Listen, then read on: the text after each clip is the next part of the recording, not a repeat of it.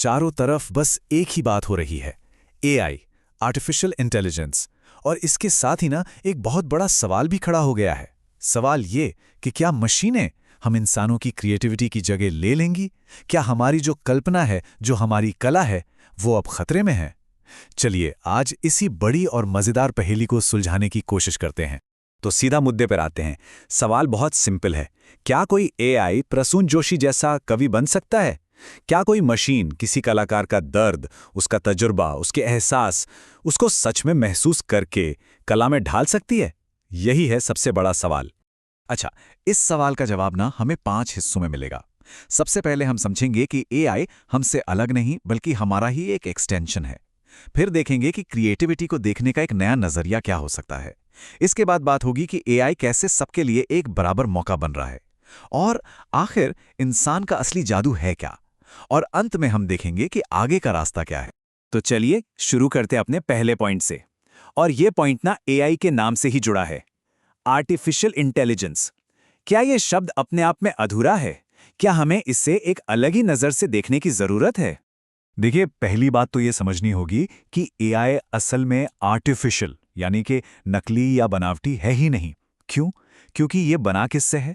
ये बना है हम इंसानों के ही लिखे, कहे और महसूस किए गए डेटा से, हमारी कहानियों से, हमारे अनुभवों से, हमारे जज्बातों से।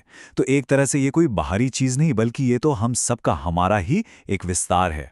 अच्छा, जब एआई हमारा ही विस्तार है तो फिर दूसरा बड़ा सवाल आता है क्रिएटिविटी का, मतलब रचनात्मकता।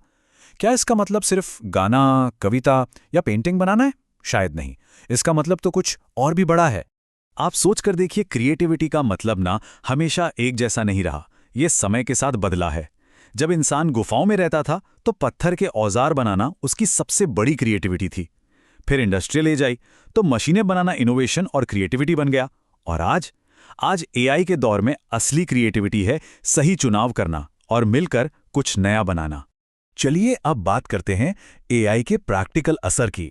ये कैसे एक ऐसी जबरदस्त ताकत बन रहा है जो मौके बनाने में किसी के साथ भेदभाव नहीं करती। और ये बात बहुत जरूरी है। एआई ने ना क्रिएटिविटी में जो एक ऊंच नीच थी उसे खत्म कर दिया है। पहले क्या था कि कुछ खास लोगों के पास ही टैलेंट या साधन होते थे, पर अब ऐसा नहीं है। आज कोई स्टूडेंट हो, कोई छोटा बिजनेस हो या कोई नौकरी पेशा इंसान, अगर उसके पास एक आइडिया है तो वो एआई की मदद से उसे हकीकत में बदल सकता है। ये सबको एक लेवल प्लेइंग फील्ड दे रहा है। ठीक है, एआई बहुत कुछ कर सकता है, लेकिन अब आते हैं उस असली जादू पर जो सिर्फ और सिर्फ इंसान के पास है। वो क्या चीज है जो इंसानी क्रिएटिविटी को इतना खास बनाती है कि कोई मशीन उसकी जगह नहीं ले सकती? एआई और इंसान में एक बुनियादी फर्क है। एआई क्या करता है? वो जो डेटा उसके पास मौजूद है, जो पैटर्न वो सीख चुका है, उसी के अंदर काम करता है। एक तरह से वो एक सांचे में ढालता है। पर इंसान सांचे तोड़ता है। वो कुछ ऐसा सोचता है जो पहले कभी सोचा ही नहीं गया। इसको एक बहुत ही कमाल के उदाहरण से समझते हैं। ये लाइन तो सबने सुनी होगी, ठंडा मतलब कोका कोला। अब आप सोचिए, क्या कोई एआई सिर्फ डेटा को देखकर ये सोच सकता था? इन 3 मामूली शब्दों में एक पूरे कल्चर, एक पूरे एहसास को पकड़ लेना, ये लॉजिक नहीं है। ये इंसानी कल्पना की एक ऐसी छलांग है जो डेटा से परे है। एक और उदाहरण देखिए। आप एआई से पूछेंगे तो वो शायद दुनिया की सबसे गहरी बात कह देगा, जैसे सफर ही मंजिल है। बहुत अच्छी बात है, लेकिन एक इंसान, एक कवि क्या लिखेगा? वो शायद लिखेगा, मैं सफर ही क्यों करूं जब मंजिल मुझ में रहती है। देखा आपने, इंसान ने पूरी सोच को ही पलट दिया। और यही है वो जादुई चीज जिसे अव्यक्त कहते हैं। मतलब वो जो अब तक कहा नहीं गया, जो लिखा नहीं गया, वो जो डेटा में है ही नहीं। ये वो एहसास हैं, वो संभावनाएं हैं जो सिर्फ इंसानी तजुर्बे का हिस्सा हैं। एआई वो जानता है जो कहा जा चुका है, इंसान वो महसूस करता है जो कहा जाना बाकी है। इस फर्क को ना एक छोटी सी कविता बहुत खूबसूरती से समझाती है। एक तरफ है मोतियों की हाट है, ढेर लगे हैं मोतियों के, लोग मुट्ठी भर भर के ले जा रहे हैं। ये है एआई की दुनिया, जहां इंफॉर्मेशन और कंटेंट का समंदर है, सब कुछ आसानी से मिल रहा है। और दूसरी तरफ क्या है? इधर आकाश की ओर मुख किए मौन होकर देख रही है एक सीपी।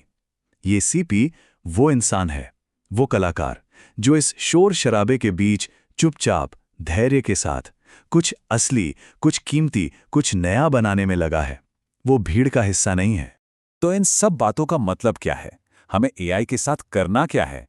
चलिए अब आते हैं सबसे जरूरी हिस्से पर कि आगे का रास्ता क्या है। और रास्ता इस एक लाइन में छिपा है। हमको तिनके की तरह बहना नहीं है, हमको तैराक की तरह तैरना है। मतलब एआई की जो ये लहर आई है ना, उसमें बस बहने ही जाना है। हमें एक तैराक बनना होगा जो लहरों को समझे, अपनी दिशा खुद चुने और इस ताकत का इस्तेमाल अपनी मंजिल तक पहुंचने के लिए करे। और ये बात हम सब के लिए, चाहे कोई स्टूडेंट हो, वर्किंग प्रोफेशनल हो या बिजनेस चला रहा हो, बहुत मायने रखती है। एआई बस एक टूल है, एक औजार। और भविष्य में कामयाब होने के लिए इससे डरना या इसे इग्नोर करना कोई ऑप्शन है ही नहीं। हमें इसके सिस्टम को सीखना होगा ताकि हम इसका समझदारी से इस्तेमाल कर सकें। और आखिर में जो सबसे बड़ी और सबसे शक्तिशाली सीख है वो ये है, एआई आपको एक फाइनल प्रोडक्ट दे सकता है झटपट, लेकिन कला सिर्फ प्रोडक्ट नहीं है। कला वो प्रोसेस भी है, वो मेहनत, वो सोच, वो इमोशनल सफ़र जो उस प्रोडक्ट को बनाने में लगता है। और उस इंसानी प्रोसेस की कीमत, उसकी वैल्यू हमेशा हमेशा रहेगी।